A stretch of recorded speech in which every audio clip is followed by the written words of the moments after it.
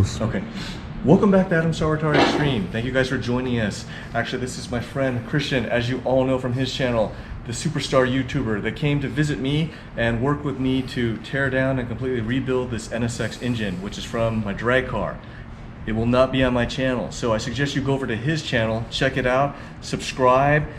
You'll see all the details. It was a great job. I'm extremely tired now, so I'm gonna head out, and he's heading out to go home. Yes. But now I'll get on the RX-7 for all of you. Also, I want to thank Adam very much for passing on all this very valuable knowledge and pretty much getting me ready to work on my motors, because it's something that I've been really wanting to do. So Adam, I'm very grateful. Thank Anytime, you so brother. much. And if you guys are new to Adam's channel, hit the subscribe button. I have a feeling he's got a lot of cool stuff coming in. So.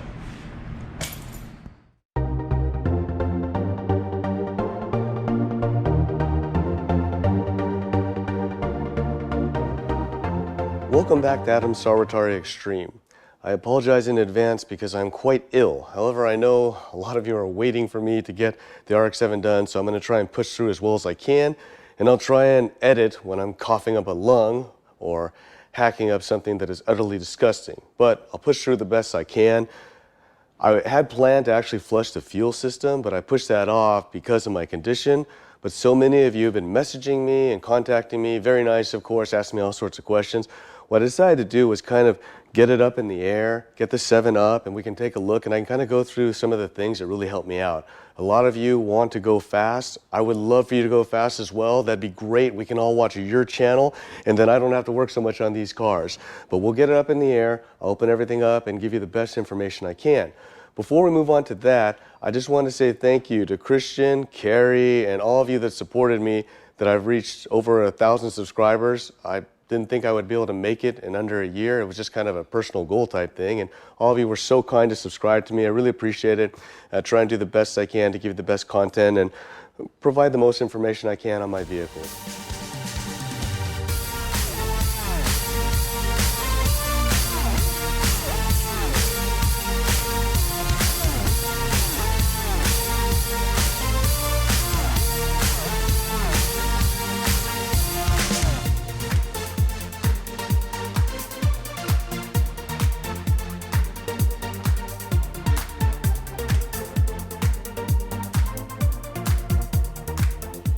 Now that the wheel's down, I'm able to take a close look under here, and there are actually a lot of things that were done to the 7 that I just completely forgot that made it work a whole lot better than it should have.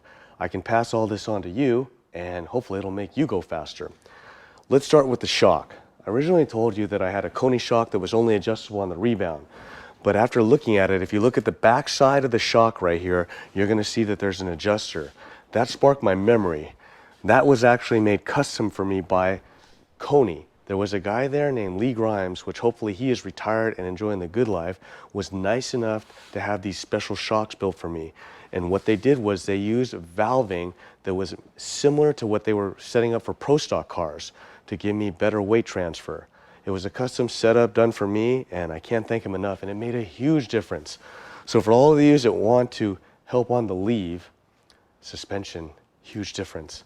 But I wouldn't advise using road race type shocks, because the window that they work in is much tighter. You want to be on the outside of that so you can get the weight transfer, come back down, and probably now I'm assuming that they actually have electronically adjustable, just like on the NSX, where you can have one setting to leave for maximum weight transfer, then firm everything up to go down the track at high speed. Something to think about. And then looking up here, you can see that I didn't use an adjustable coilover. The perch was actually adjustable by a clip, and I used a progressive spring. That way I could set the height just high enough that I wanted the right height for driving around, but on the leave it would come up faster and it would compress coming down at a much softer rate. That way it would come in soft, firm up, it wouldn't jar the suspension as much. A lot of you have asked me if I use special components or custom-made components in the suspension. I did not. The key is finding someone who's really good and experienced.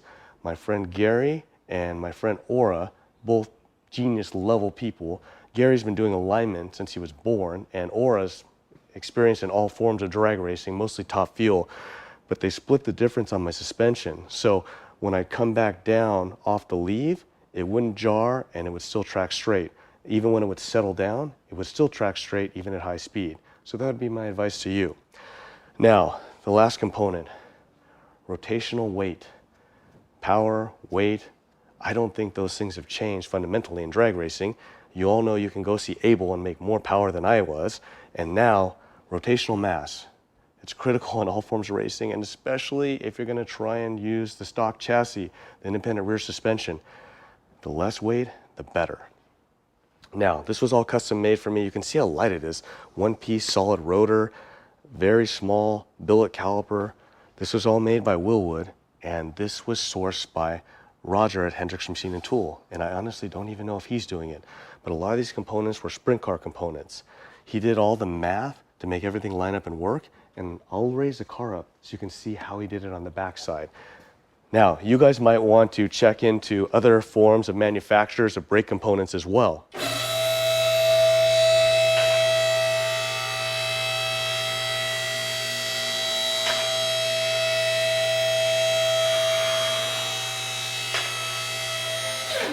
Okay, let's take a look at the backside.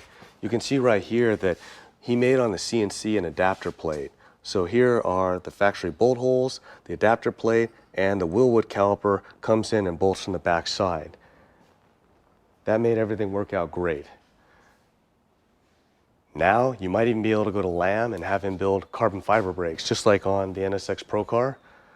Street car, race car, I'm a huge proponent of carbon ceramic brakes. I know a lot of people don't like them because they're so expensive, but everything matters if you want to go fast. So this is what I use. You could probably still find something like this. I doubt you could go to Brembo or some type of manufacturer like that because they're all interested in road racing and stopping power for longevity, no brake fade. This is kind of a different setup. I don't know that this would be all that great also for street use continually, especially if you're going to hit it hard. Now, for all that you want to go racing, because that seems to be the big question that's always asked to me, all these components that are made are great. Having a good relationship with the machine shop is extremely important. But if you're going to have all this custom stuff made, you really want to have your own mill. So let's go back and take a look, and I'll explain kind of what can happen. A lot of these components, even on the CNC, when they come off, don't fit exactly the way that they're supposed to.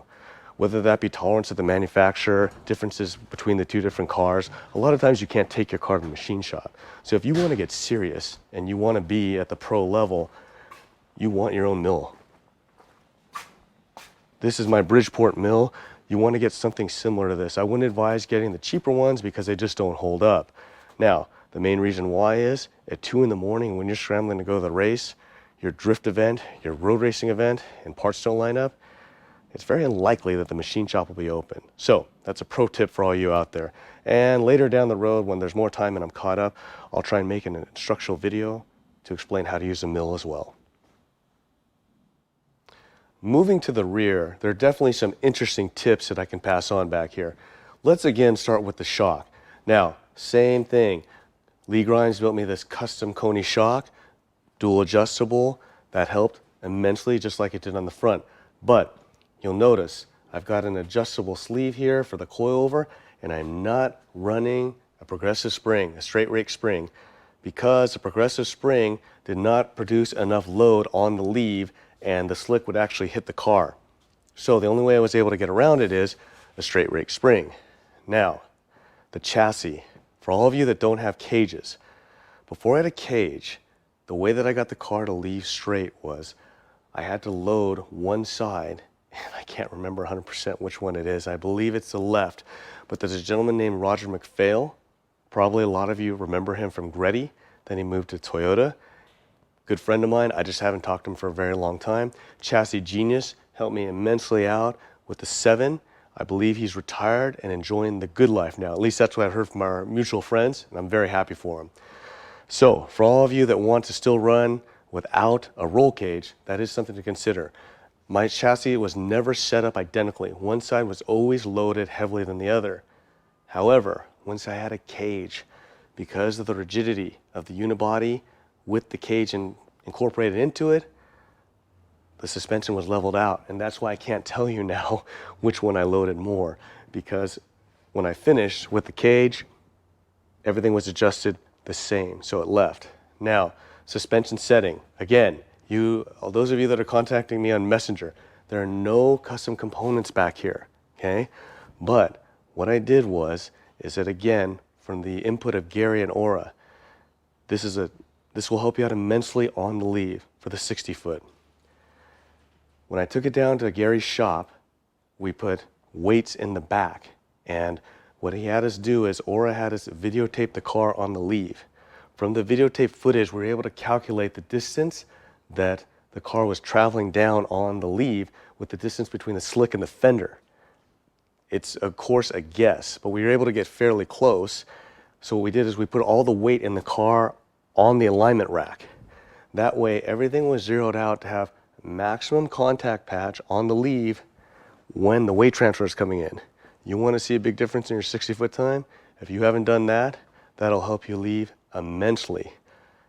The problem being, of course, is that is not ideal for driving around on the road. So if you want the best of both worlds, I would think about that. Maybe not a good idea. But if you want to specifically do drag racing, there's nothing better. Okay, so that helped me out a ton.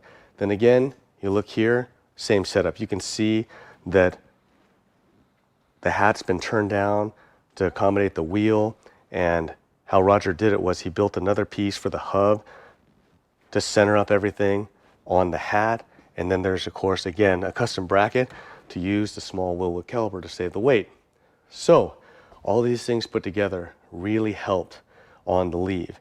And then also, since it is independent rear suspension, if you guys want to run independent rear suspension, you can see right here, I ran the biggest sway bar I could get to try and get them to work in conjunction with each other. Both sides, of course. So you guys have got an inside look.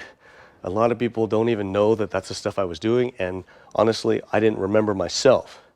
But I passed that on to you, so again, you can go faster. We're getting kind of long here, and I know you guys don't like long videos. So on that note, let's end it, and I'll see you next time.